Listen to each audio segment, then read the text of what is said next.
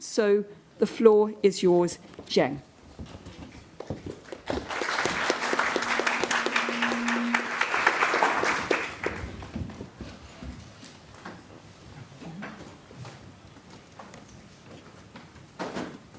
Great. Thank you very much, Professor Robertson, for chairing our panel and opening our discussion about the role of NGO.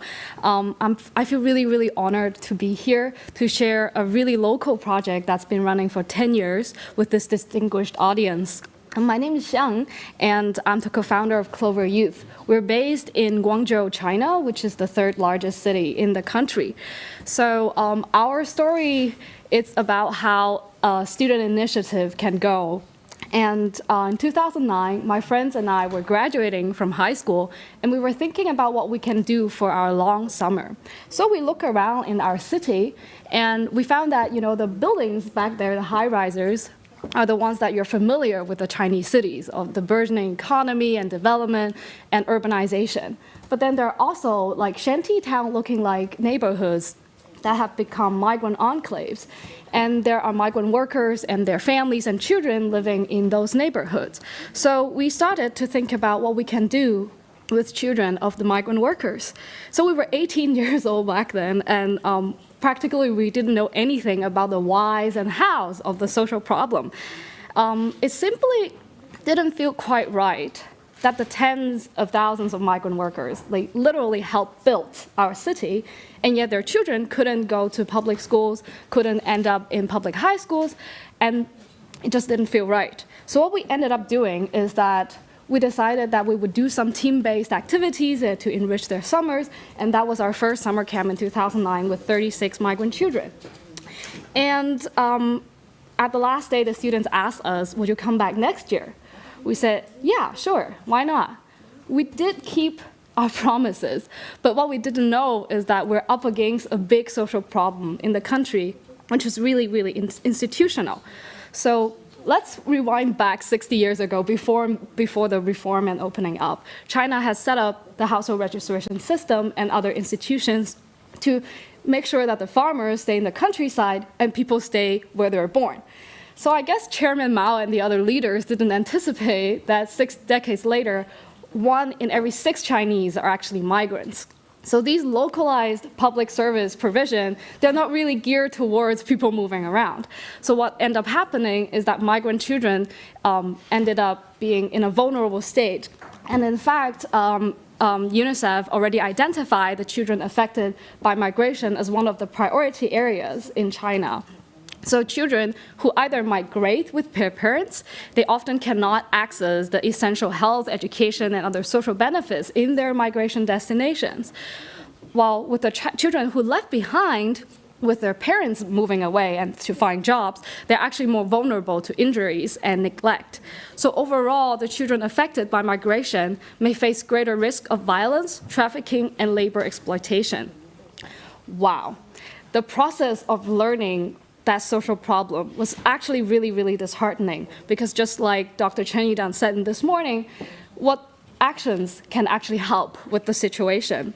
So what we end up doing is that we find out that Guangzhou is actually in the receiving end of migrant children. So according to the statistics, in Guangzhou there are about 600,000 migrant children alone in the primary and middle schools in our city. And that's about 44% of the total student population. They're clearly not a minority, but they're still discriminated institutionally and socially. So what can we do? After we registered Clover Youth as an official nonprofit organization in 2012, we spent about 3 years redesigning our programs. Well, kids were happy in the summer school and they make friends, and that's all good, but not good enough. So what we really want to do is that our program to help them build the confidence and skills so that they can pursue a fulfilling life wherever they go. At the same time, actually, we need to find out some learning activities that student volunteers can facilitate. Because in today's China, you can actually have really, really good summer camps and other activities, but they have a really high price tag, and migrant parents cannot afford them. So we really want to utilize student volunteers and and train them as facilitators to do our projects. And then finally, we also need to find something that we can get support from the parents, from the teachers, from the school administrators, and very importantly, individual donors, because last year, 52% of our income are from individual donors. So for migrant children who are aged between about 10 to 13 years old, we organize weekend and summer camps focusing on exploring the city.